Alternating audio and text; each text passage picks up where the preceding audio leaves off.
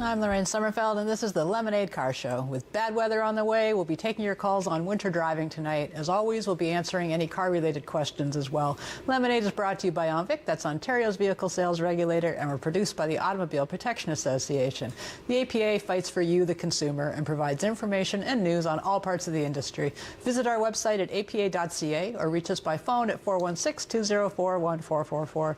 Joining me today is Tim Danter. He's a driving expert from DriveWise in Oakville. And Chris Muir, he's our mechanic, and he's a professor at Centennial College. We'll be taking your calls all evening, 800-968-7836.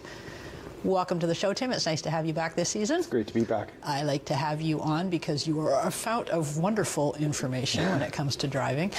Hey, Chris. Hey, what's happening? Okay. Professor Muir.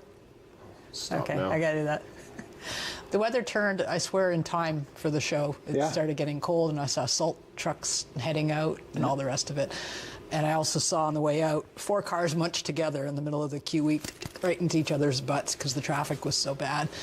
As an instructor, if you could give a couple pieces of advice as the weather is turning, what should people be looking out for or just reminding themselves of? It seems like no one's ever driven before the first time it snows. It's going to snow tonight, tomorrow. It already has been. It was following me in from Oakville as I was coming in. I mean, not literally, but, following me in. I mean, we're in for it tonight. I mean, it's just a matter of speed. We've got to cut our speed down. We've got to remember that the roads have changed and we haven't had to deal with this in months. And, it's taking us longer to stop, and we have to, leave more space ahead. And we have to be aware that, what's around us as well. I mean, because if we brake late, not only are we not going to stop in time, but we're going to create the person behind us to brake late as well. So we get sandwiched. That's how you get sandwiched, yeah. Yeah, I'm hoping everyone's switched over to winter tires. I've been writing about that this week. There's always there's a survey done, and there's 24% of people still say it's a cash grab and it's ridiculous. The one time that they saves you all the money from owning them for the 5 years you're going to get out of them. I don't know why people would put them on. Well, I mean, it's people think that because we call them winter tires or snow tires, that they're only needed in the snow or in the winter, right? But it's really temperature dependent as well. I mean, we may have no snow or adverse road conditions other than the pavement being cold, and you need that type of rubber to adhere to the road and keep the traction. Are you seeing resistance? The sales have gone up for them. We had Larry Bristow on a few weeks ago, and I think sales are going up. People are getting the message. Recently, they're much easier to sell. It's convincing the holdouts now, the diehards that, I've been driving since the dark ages, and I've never needed snows, so why would I need them now? It's convincing them just to try it, right? Try something new. A little bit of new music. Try out some winter tires. Same thing. It's just this laid-in mindset that we're out to get them, and they're not the same knobby tires you bought, in the late 70s, early 80s. There's different tread compounds to them now. Siping's improved the performance of them in wet roads, on ice. They're a completely different technology now than they were even 10 years ago. And you know what, Lorraine, the other thing is the car companies and the dealerships are now doing the promotion, so they're throwing those in. Good for them. Awesome. I mean, they're promoting the safety, so it's, you can lead the horse to water. You put them on. Now it becomes the driver's responsibility to know what to do with the snow tires on. That's a great point. Insurance companies have to give you a break. Call first and see what that break's going to be. It could be from 1% up to about 10%. But I love when I see the manufacturers, you're already finding the money for this big purchase. Throw in the extra grand or whatever it's going to do to, give you some dedicated winters, which is a very good thing. You're right. We talk sometimes. No, we talk a lot. A lot of us have kids that are starting to drive. You've been helping my nephew, which is awesome.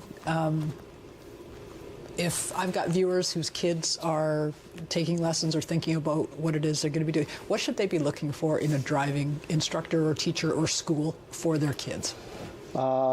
Look for something that's reputable. Look for someone who's been around a long time, someone who is approved by the Ministry of Transportation. You can check on Transport Canada or MTO Ministry of Transportation, look for the approved schools. And word of mouth is a big thing. I mean, it's, there are courses out there that are cheap, and there are courses out there that are expensive. There's reasons why.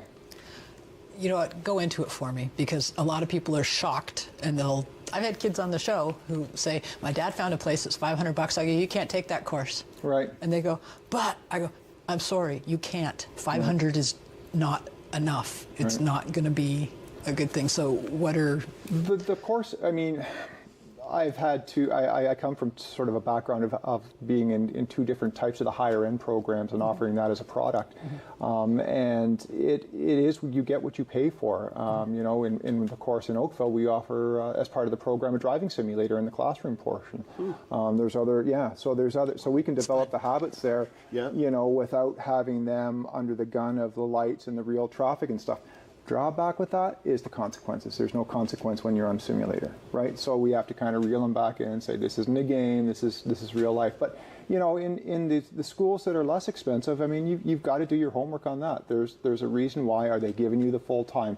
When was the last time that perhaps their instructors were retrained or had taken a course about latest rules and technology or whatever there is that needs to be known about teaching a new one how to drive? And a lot has changed in the cars themselves.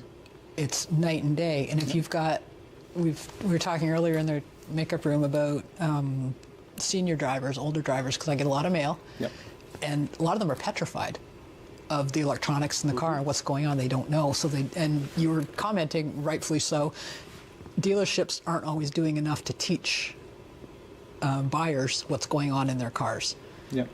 And you were talking about the collision avoidance. I mean, sort of my personal experience is when I've purchased brand new cars over the last 3 years now, and you know, the salespeople could do a better job in explaining technology to people, but you know, it's people who aren't used to this technology, especially the older drivers that are, I mean, we're living longer, we're healthier and stuff like that, but they're not used to forward collision alerts coming on. And, you know, first of all, it's the distraction of the red light that, oh, you're too close. The next thing that happens is the brakes kick in automatically, and now that person is just totally confused, and that's where, you know, pandemonium chaos have a tendency to set in. What I usually try and do is we have retesting at 80 in Ontario for drivers, mandatory, and it's a written test, as you were saying. I went and took it when they changed it 2 years ago now, I think, 2.5 years ago, so I went and did it. And I had a reader say that he'd missed a line on something, and so they were making him do a road test, and he was angry. He's a 90-year-old gentleman. He said, I have all my marbles. I totally believed him, but he was angry. I said, okay, it's the process. Like, you have to go through this. And I said to him, do yourself a favor, book an hour with an instructor, an independent who will take you out and just tell you what you're doing wrong, because I guarantee if I went out, I would be doing tons of stuff wrong because we get into really bad habits. But I'd asked him to stop being angry and stop pinning it on age. And he wrote back and he said he did that. And he goes, I'm telling all my friends to do that. He said all these things I wasn't doing properly. He goes, now I feel more confident. So I really, really ask people to be proactive and do your own testing at your own intervals at 50, 60, 70. Like, get some input that's not your kids telling you. You know, that you're... Well, and the thing is that normally when I get those type of clients knocking at my door, it's too late. They're there because of a medical or because of a collision or something like that. And you're absolutely correct. I mean, if they're just sort of taking a little brush-up, tune-up as they're getting older, we all plan as we get older for our income replacement, our RSPs, but we never plan the day that we're going to stop driving. And that's something that we've got to start to sort of educate people on. Is what are we going to do when we have to do that and stop driving? It's such a touchy topic in families, and I say it's a family issue. It's not just one person, because the impact is felt throughout the family. You have to have support in place. Some people can be retrained, but some people it's time to hang up the keys. And someone has to be able to say it. And I've got friends who are doctors who there's shouting matches in the reception area because the family doesn't want the keys away because they'll have to step up to bridge that space. So it's an emotional attachment when it gets to the family, and that's when you need the professional to come in and to just give that third-party, unbiased opinion about what's going on. And I mean, in my part of what I do with driver rehabilitation and retesting as well for MTO, it's tough when you have to give the news to the person that this part of your career is done.